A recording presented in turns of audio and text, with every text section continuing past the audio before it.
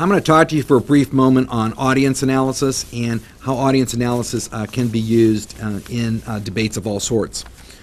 The first thing to know about audience analysis is it's heavily dependent on a study of populations known as demographics. And all demographics is a statistical study of populations. Demographic studies normally have some accuracy only when the population size is incredibly large. In other words, you need a very large population size in order to draw any type of reasonably accurate conclusions about sensibilities and interests for a population. The drawback associated with all types of demographics is that it's based on generalization and stereotyping. We're assuming that what we know about a sample is sufficient for us to grossly generalize about an entire population. And that tends to be easily challenged. There are individuals in demographic groups who don't act like the norm within the demographic group. And clearly, how one acts within a demographic group changes significantly over time. Demographics, while important in large population size type analyses, tends to be less valuable in things like debating. In debating situations, if we really want to understand an audience, one of the ways to better understand argument is to build a map of the audience. And in order to build a map of the audience, it's probably a good idea to discover who the group opinion leaders are in the audience. The audience for academic policy debate, for example, would be the population of people in the field that normally serve as critics in policy debates. And you could build a viable map of what that audience is like by examining values that the group opinion leaders hold. Group opinion leaders tend to be popular members of the group. They're not necessarily the people who are elected to positions where they're a president or chairperson of a group. Instead, they're mostly the popular person. By studying these people, we'll get a good sense of what values are embraced by other members of the group. That's why they're so popular, is because they share values of most of the group. Once we learn what those values are, we can build a fairly relevant map. For example, in this decade, the beginning of this decade, we're discovering that the debate audience, at least on the collegiate level, in terms of the critics, tend to be fairly liberal in terms of their political orientation. They tend to be more likely to vote for arguments which are disadvantages associated with policy, especially presidential politics arguments. We find also that they are more willing to examine the ideological constructs underpinning arguments, hence they vote more for critiques. And while that's not universally true, it does build a viable map in terms of examining the audiences. I'm not going to spend any time on Keim-Perelman's theories on the universal audience versus particular and ideal audiences. That will be dealt with at a subsequent lecture in this series. But the only thing I wish to make known is that when we deal with audiences as if the audiences are rational. I mean, we assume that they are rational and function from that basis, and there's a lot of good reasons for it, and I think the Perelman lecture will take care of this. This next brings me back to a part of audience analysis that is incredibly important and often understated and undervalued, and that deals with the concept of feedback and feed forward. We know what feedback is. Feedback is what we get when we see in our audience usually a grimace or even a vocalization indicating that they agree or do not agree with what we're saying. Most people are much too polite to vocalize within the debate as a critic, but they will give you some nonverbal feedback in terms of the arguments you're presenting. If I'm making an argument, I look into the audience and I look at the critic, and the critic has, is grimacing and reaching into a backpack to pull out a novel. The argument's probably not going over very well, and that feedback is important, because if I see that happening, I know it's time to move on, or I know I need to edit the argument on the fly, and I need to do something because the argument clearly is not hitting home. You can do that through feed forward. What happens in feed forward is you can literally or metaphorically release sort of exploratory balloons of information into the audience and see how they float. make a partial argument, look to see if you are getting appropriate feedback, and if so, you may move on. And it's a way to test it.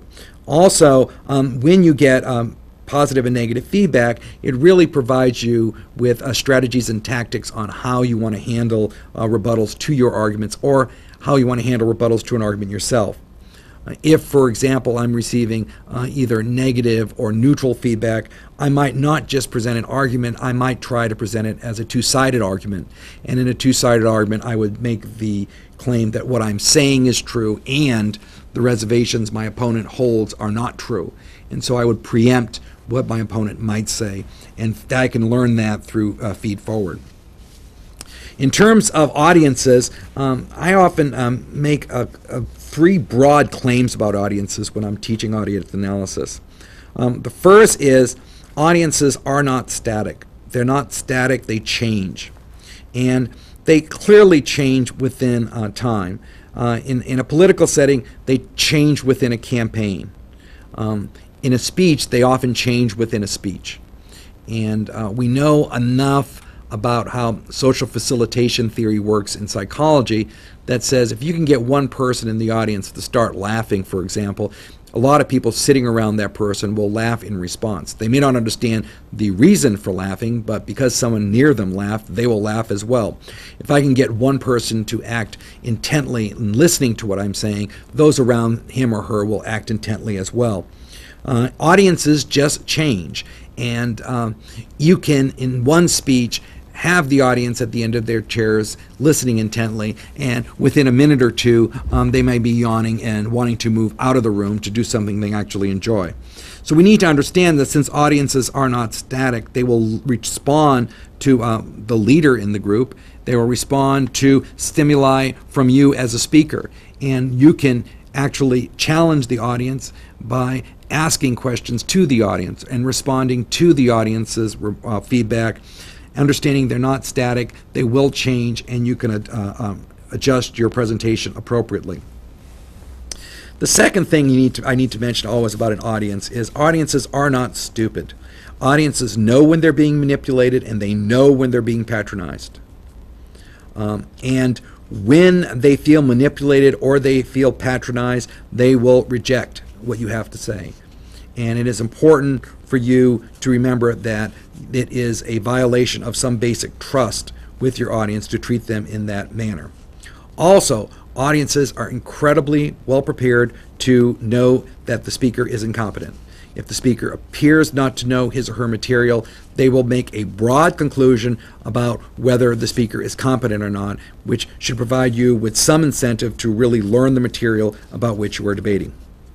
The thing is about audiences, even though they're not stupid, they're also unwilling to embrace the novel, the new, something they may not have approached or even considered before. That being the case, it is your obligation and duty as a public speaker to always wed the novel to what is known. Try to find a way to use the powerful trope of analogy and try to analog what you're saying to something they already believe is true. Audiences are bright. They're not stupid. The last thing I usually tell my classes in terms of an audience is they're not adversarial. They're not there to challenge you. By and large, they are there as part of a partnership. They have come to the event in order for you to speak to them, and they treat you as a partner. You need to cooperate with them, and you need to help them.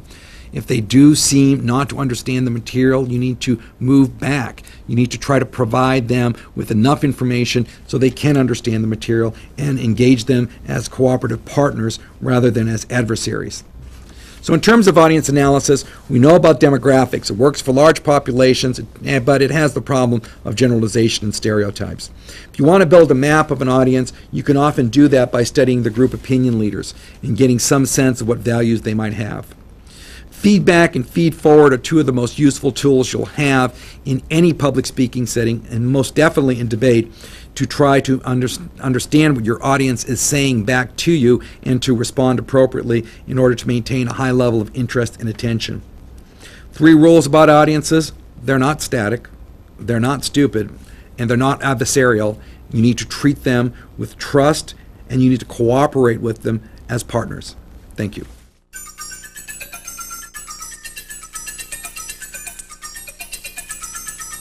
I'm here to discuss audience-issue relations.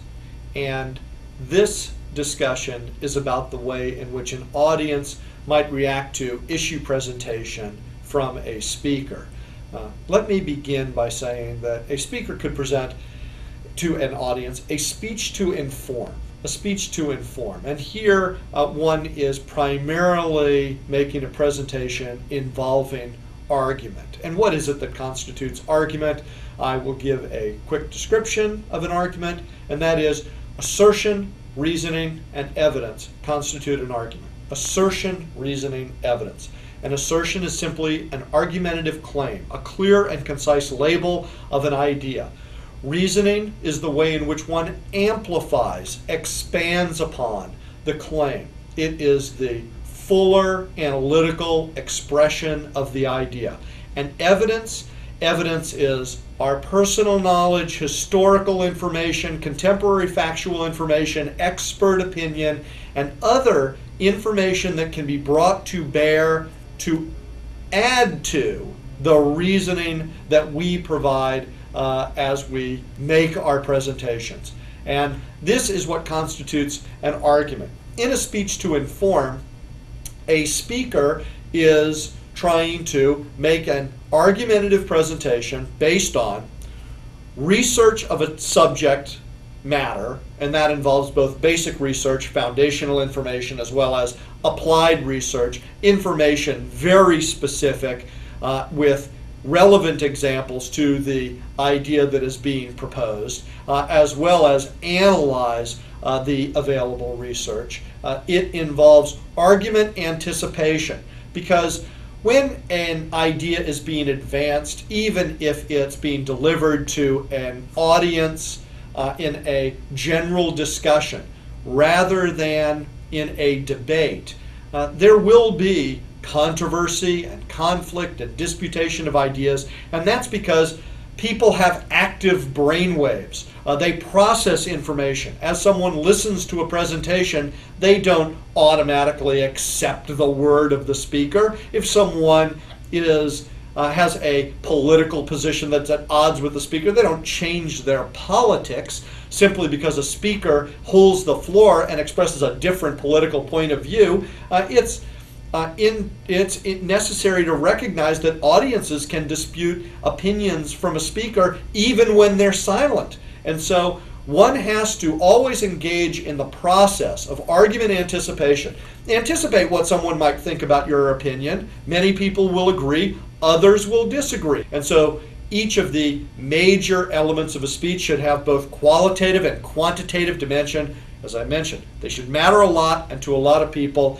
You want powerful and relevant examples, both historical and contemporaneous, if that is relevant. And these are the elements associated with a speech to inform. It's argument based on research, based on serious analysis, involving argument anticipation. It is powerfully expressed with relevant examples, perhaps even expert opinion to support an idea. There's also a speech to entertain.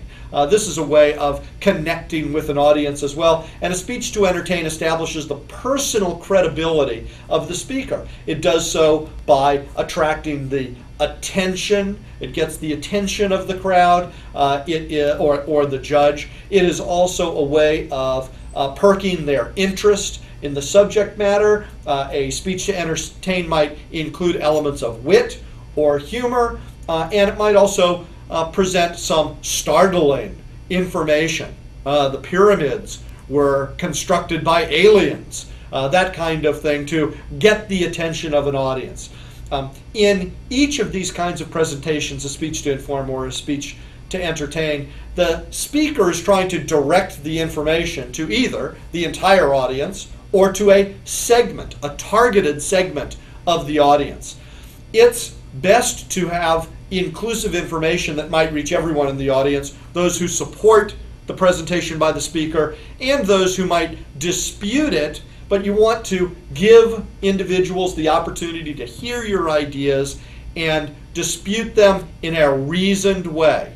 If your presentation is antagonistic to the audience, but it lets the audience rethink their ideas. So if they maintain their antagonism, they still have to have a better reason for doing so. You have educated the audience. You might not have moved them to your position, but you might have made sure that they have a reasoned opposition to your position rather than an unthinking one.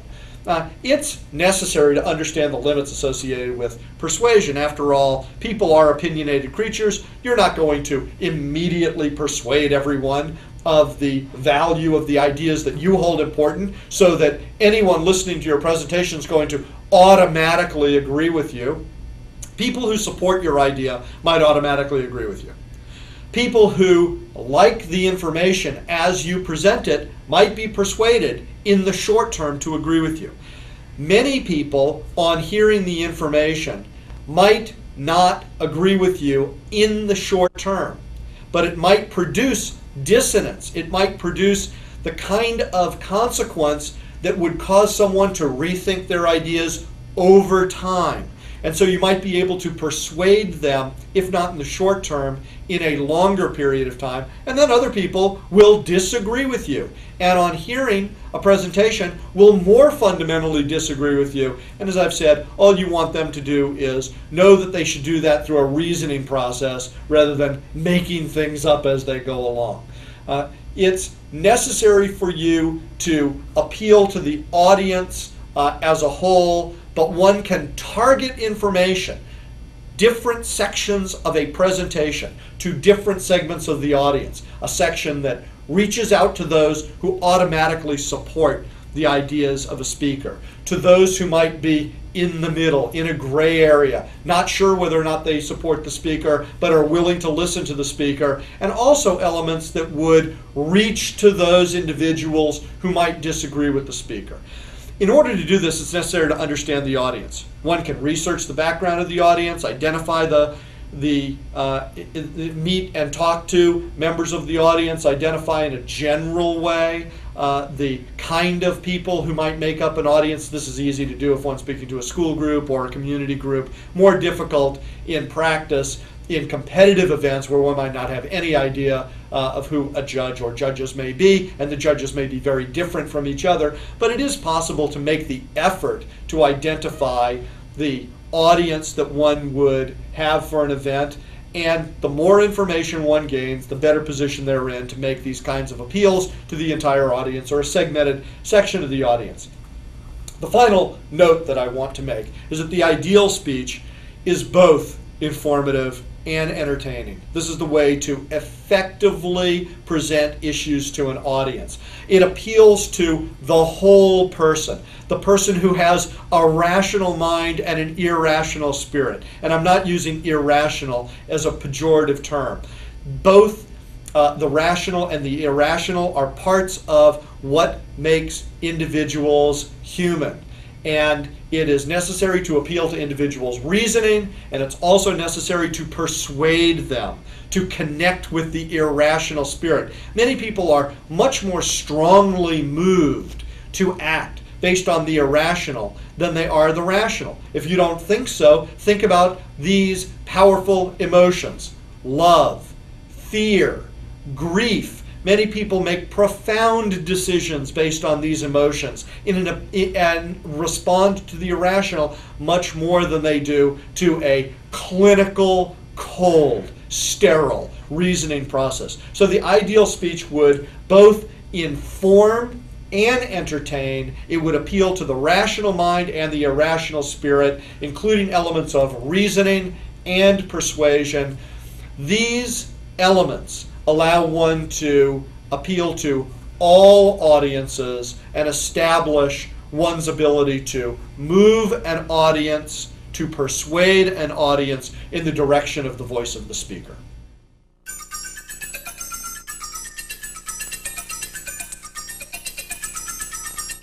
In utilizing strategies for effective persuasion, it's good to relate the theoretical constructs and the knowledge we have to the actual persuasive situation we're confronted with, so that we can use our theoretical constructs and knowledge to get the kinds of results we want.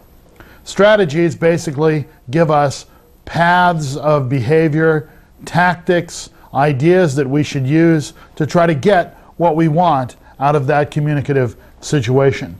Just as in sports, we would look at our opponents, we would look at the situation, we would look at our team and decide what our strategy will be so that we can win.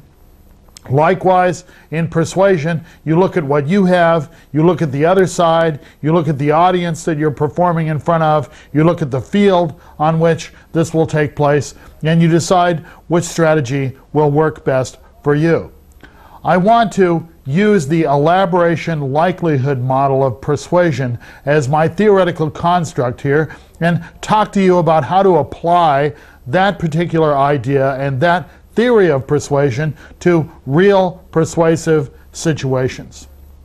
I think when you're developing a strategy that there are certain steps that you should keep in mind that relate closely to the elaboration likelihood model. The first is you need to evaluate the persuasion situation. You need to evaluate the persuasion situation. You need to look at the audience. What's up with them? What are their characteristics? What are their motivators? What is their level of motivation? You want to look at the message. What is it that you're trying to get across? What result are you trying to get? And you also want to look at the source that you're going to use. Where will that message come from? You need to evaluate all three of those, and we'll talk about how to do that as we go through audience, message, and source. So first, you want to evaluate the persuasion situation. Second, you want to select the persuasion route that you want. Now, we've said that audiences will usually proceed down a central route where they critically evaluate the arguments and the evidence, or down a peripheral route where they look at the source, they look at preconceived notions or mental shorthand, images, and other kinds of intangibles to make a decision. You need to decide which route is best for you to go down, and you need to select that route based on which one is going to work, based on this audience, your message, and the source that you're going to use for the message, what will succeed. And you need to in a very open and objective manner, decide for yourself which route you want. Third, you need to trigger that route. Once you've decided the route that you want the audience to use, you need to trigger that route. If you want them to use the central route, then you need to trigger with using personal relevance. You need to tell them that this is very personally important to them. You need to give them new information that they can use. And these are the kind of things that will help trigger the central route. If you want them on a peripheral route, then you want to emphasize the source of the message, celebrity, attractiveness, some other factor. You might want to trigger mental shorthand, previous beliefs. You might want to show dramatic pictures or other audiovisual aids, or create images of things within your discourse that will move them down the peripheral route. You have to trigger the route. You can't just hope that the audience will go down the route you want. You have to send them down the proper route, and you do that through construction of your message. Fourth and finally, you need to follow through on that route. You need to make sure to keep, if you want them on the central route, you trigger the central route, you keep them on it, and you use the kinds of arguments and ideas within your communication that will work on the central route. Don't get them on the peripheral route and then give them a bunch of statistics and empirical information and evidence and arguments. That's not where it's at on the central route.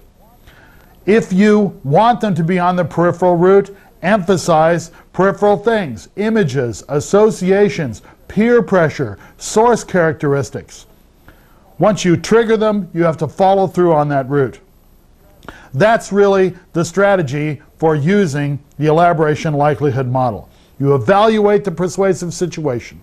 You select the route that's going to work for you. You trigger that route by sending them down that route through the construction of your message, and then fourth and finally, you follow through on that route. Now, that sounds fairly simplistic. Let's talk about how that operates in the different components of the persuasive situation, in terms of the audience, in terms of the message, and in terms of the source. Let's start with the audience.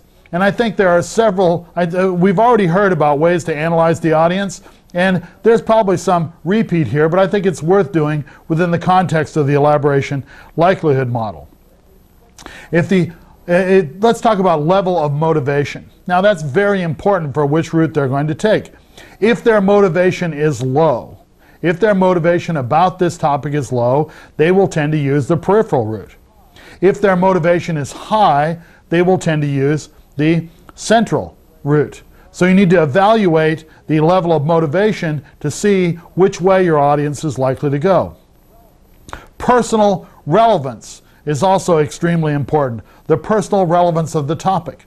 If the personal relevance of this topic for the audience is high, then they will likely use the central route. If it's very low, they're likely to use the peripheral route.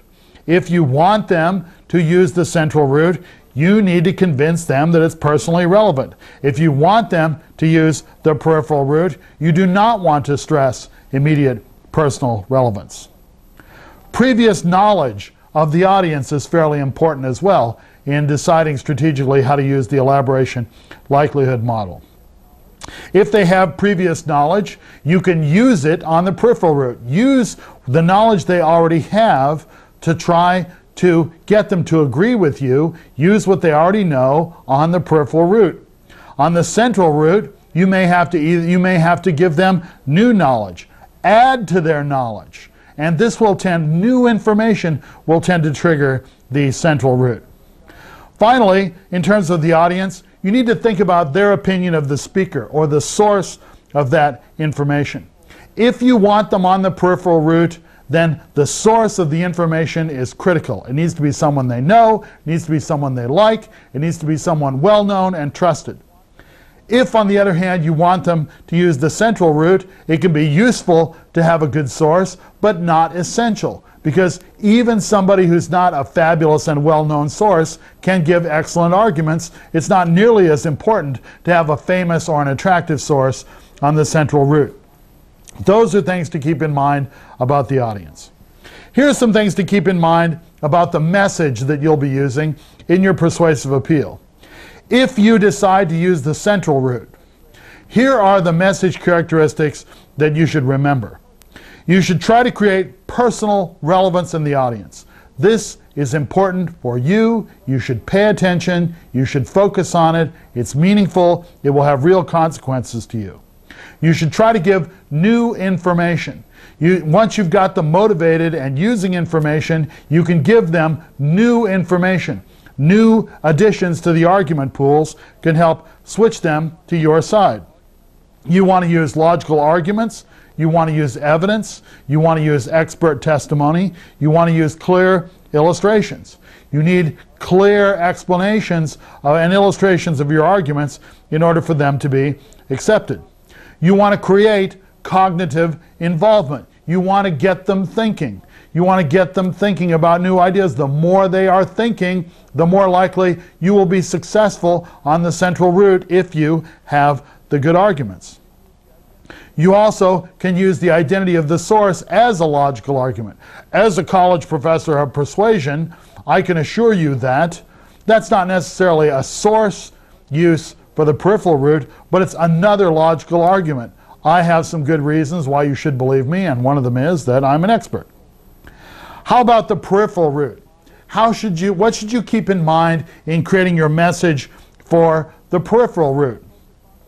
Well, you want to focus on the source, on the identity of the source. You want to highlight it. You want to feature it. Here's who I am. I'm a famous sports figure. I'm a supermodel.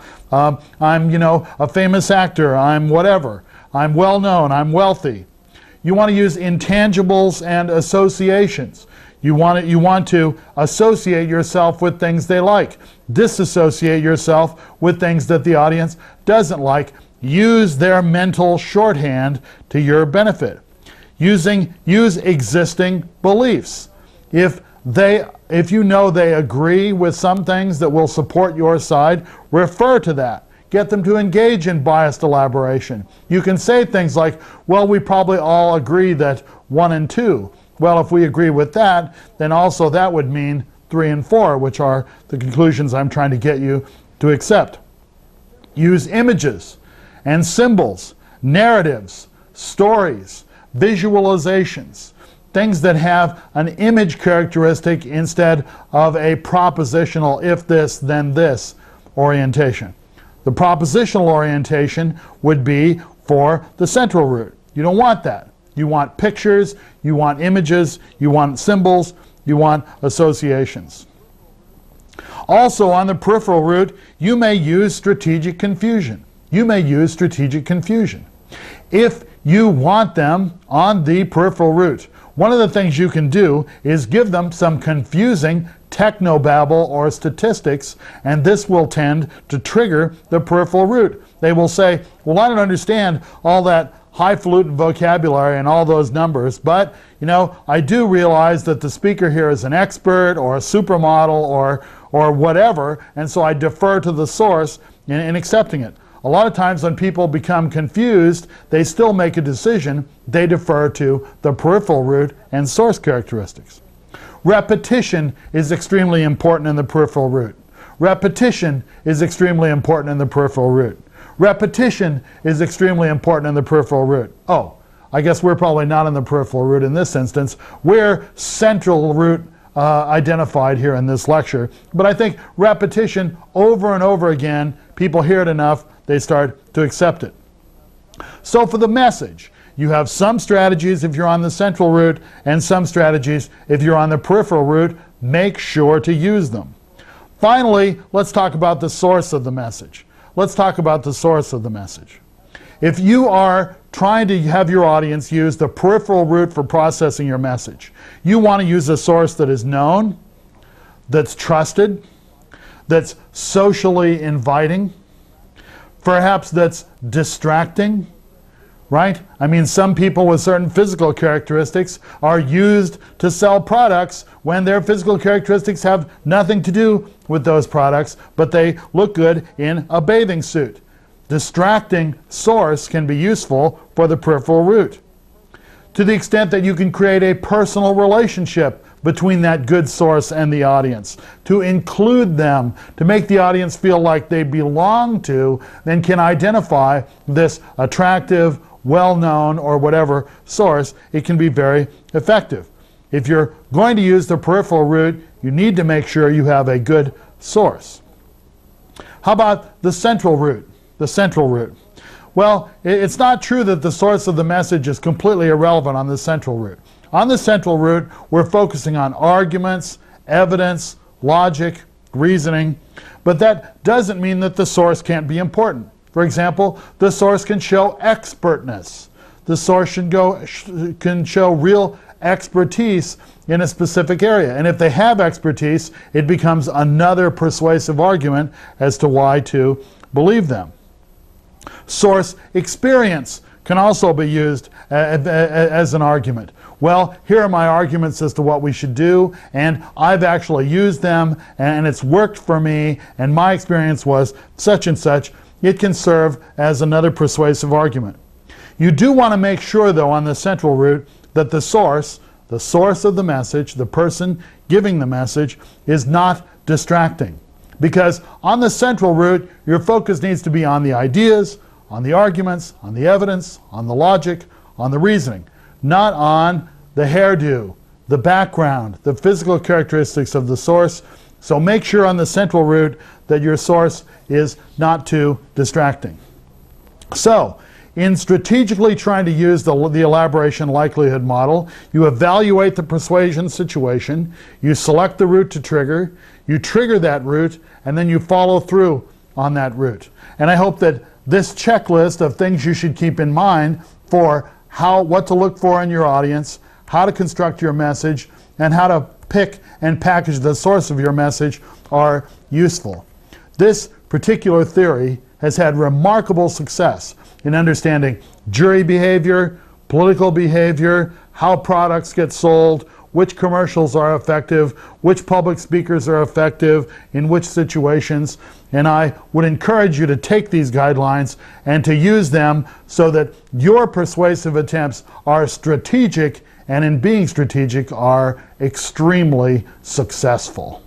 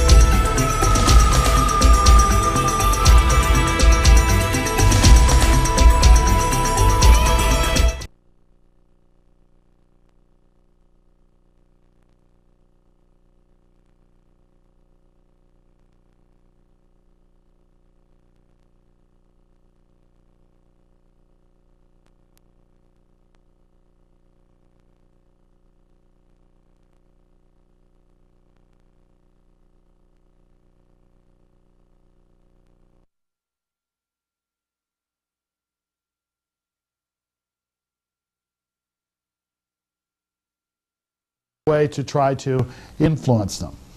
So what we've seen is that when we're trying to persuade people, we need to focus on their cognitive elements. We're trying to change their minds, that there are different kinds of cognitive elements, that they relate to each other in meaningful ways, that there are different ways to try to influence these cognitive elements, and the cognitive elements are structured in ways that are important to our persuasion attempts.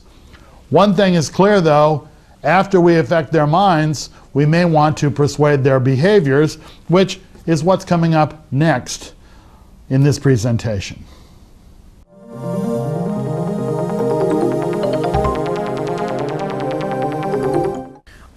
I've been asked to speak to you about persuasion theory and how it applies to behavioral change. And so I'll make some observations and hopefully provide you with some usable information.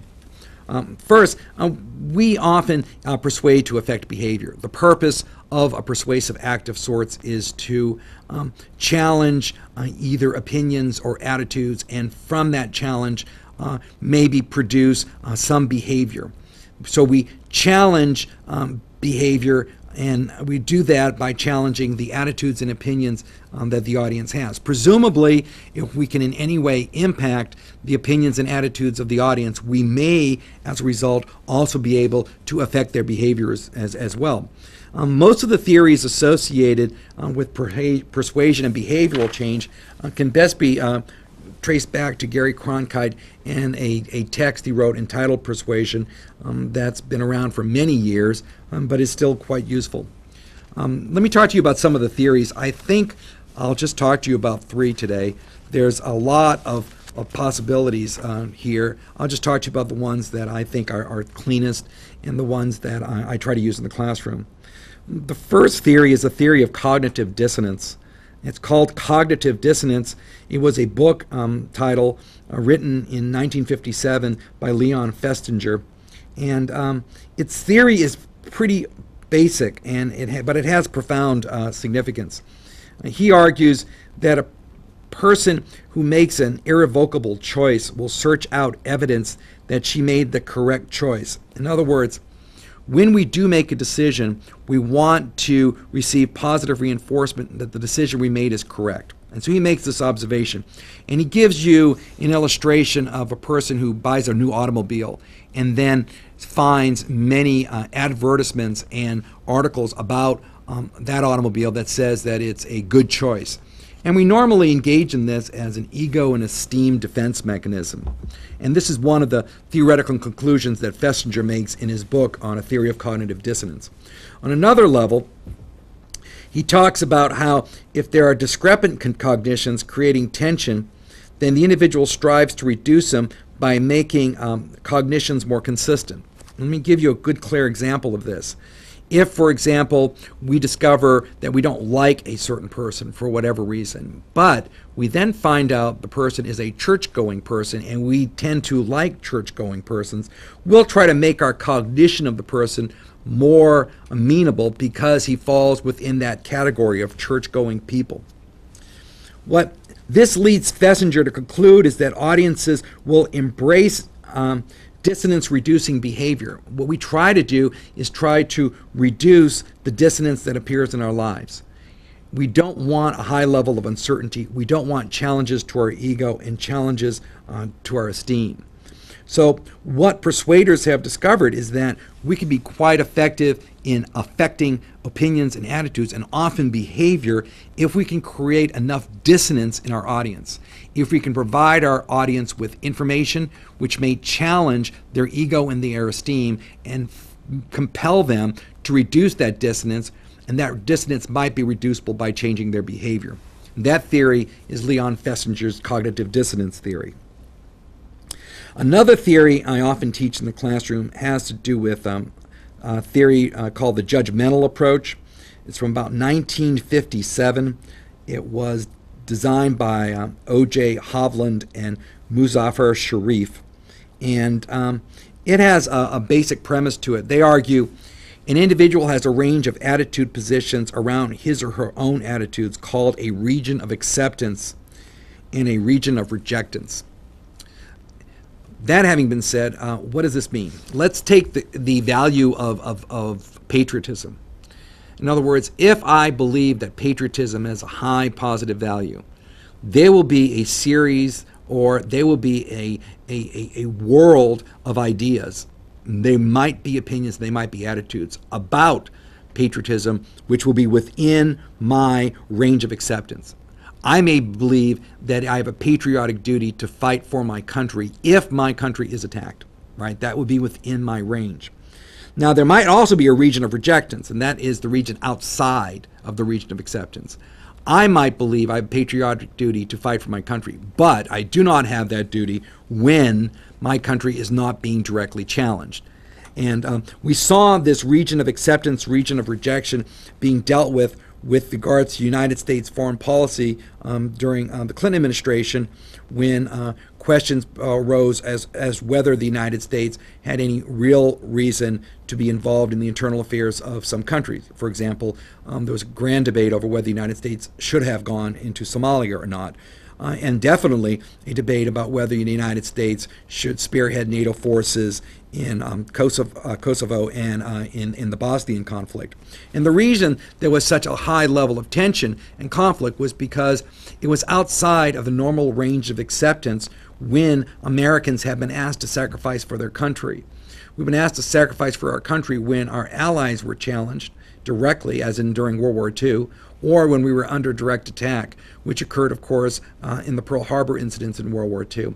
But in the New World, it was rather problematic when we saw conflicts occurring in geographically dispersed areas where we did not see a real, tangible, personally verifiable interest.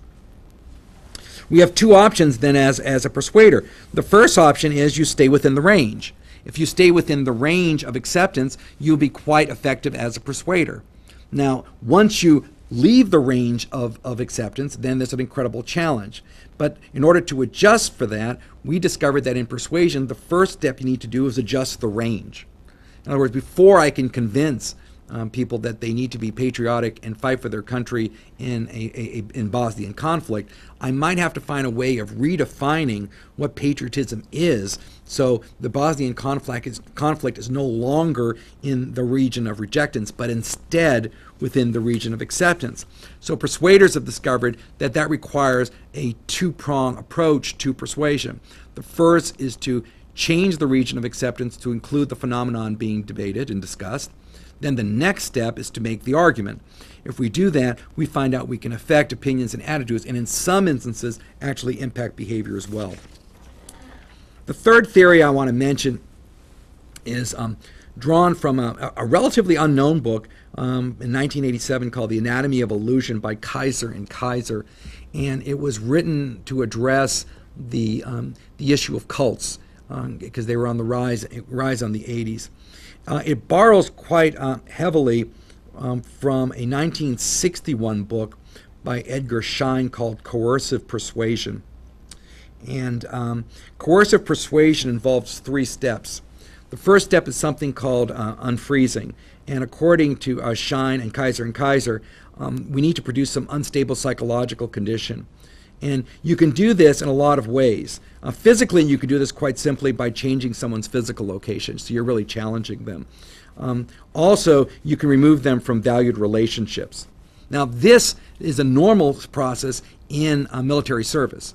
In other words, when you join the military or are inducted into the military, what happens is they change your physical location, they change your relationship to your valued relationships by physically removing you from your friends and relatives, and that puts you in an unstable psychological condition.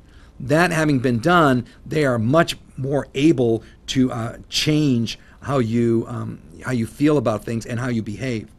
Another way of unfreezing and producing an unstable psychological condition is to adopt radical ideas, because when you start embracing radical ideas, they are usually in conflict with the ideas you have upheld for maybe many decades. That type of tension produces an unstable psychological condition, and that can produce some level of unfreezing.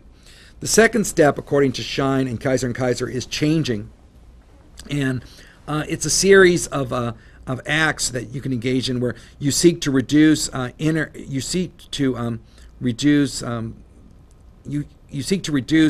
inner ambiguity that occurs and the lack of direction that you may have. And the way you do this is by adopting new values and alternative worldviews.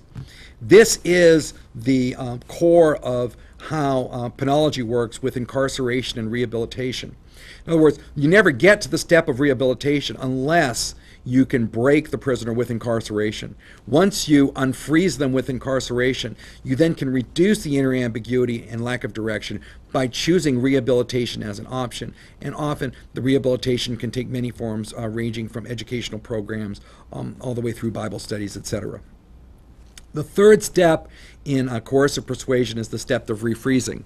And refreezing refers to the consolidation of an alternative ideology so that the newly acquired frame of reference will not vanish and will not change. And the way you do that is with a change of circumstances and environments. And most often found way to change this is through group support programs. Outpatient psychiatric services work this way, where once the patient has gone through some sort of a therapeutic regimen, what would then happen is outpatient meetings, often within a group. And what you use the outpatient services to do is to reinforce the change behavior. Alcoholics Anonymous works this way, as well as a lot of group structures. Juice Mercado in 1956 used the term menticide to describe how, through the process of unfreezing, changing, and refreezing, we can completely change opinions and attitudes, and in many cases change behavior as well. In terms of how it works for the persuader, I mean, as a person trying to brainwash another, this methodology has been used with great regularity.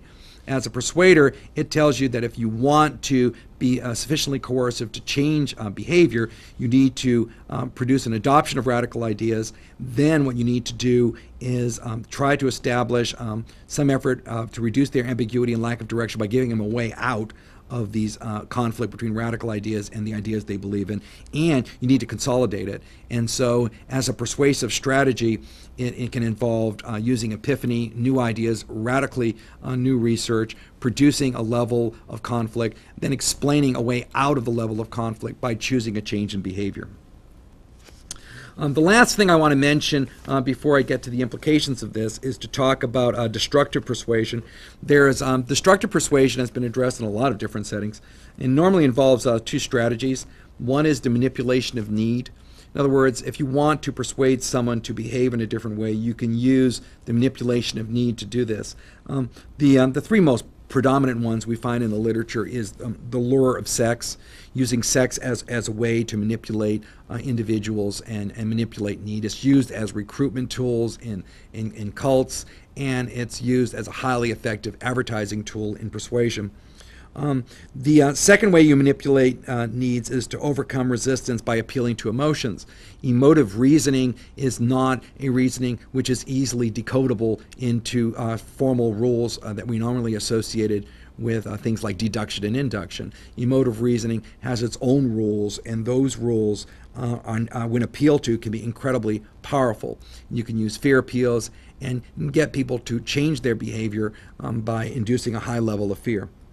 Also, you can use appeal to self-esteem. We try to reduce the amount of conflict in our lives on so many different levels, and when we feel our self-esteem is being challenged, we will do the best we can to try to resolve whatever challenge exists there. The other way we can engage in destructive persuasion is through information control. We can control information, and there's a lot of ways to do that. One is called ideological restructuring, and ideological restructuring occurs very often in conspiracy theories, and it's often used by cults, where you produce enemy constructions which are at odds with whatever reality the subject of the persuasion is currently nested within. You can also appeal to emotions and authority. I.A. Richards talks about this when he talks about God and devil terms and how powerful they can be used to short-circuit the normal reasoning process. What are the implications of all of this? Well, I think there are implications on at least 4 levels. First level, arguments producing a sufficient level of cognitive dissonance will encourage cognitive restructuring. And if that's true, then if you can produce cognitive dissonance, it will lead to restructuring, and that can impact behavior. That's the first implication. And the second implication is arguments beyond the region of acceptance demand range adjustment as a precursor. So if I want to change a behavior and I'm asking them to change behavior outside of their acceptance range, I need to adjust the range first before I ask them to change behavior with my arguments. That's the second implication. A third implication is arguments radical in nature may demand a more coercive strategy involving a high level of inner ambiguity and lack of direction. And so when we want to truthfully change someone's behavior and it needs to be changed radically, we need to produce a high level of inner ambiguity. We need to challenge a lot of beliefs that they hold true in order to impact their behavior. Finally, and the fourth implication is arguments that demand irrational responses must tap a mode of reasoning. A mode of reasoning is a way to actually short-circuit a lot of the rational tools we use in persuasion and can be highly effective and have been associated with things like destructive persuasion involving the manipulation of need and informational control. For more information on persuasion and behavioral, you can turn to Gary Cronkite's text on persuasion.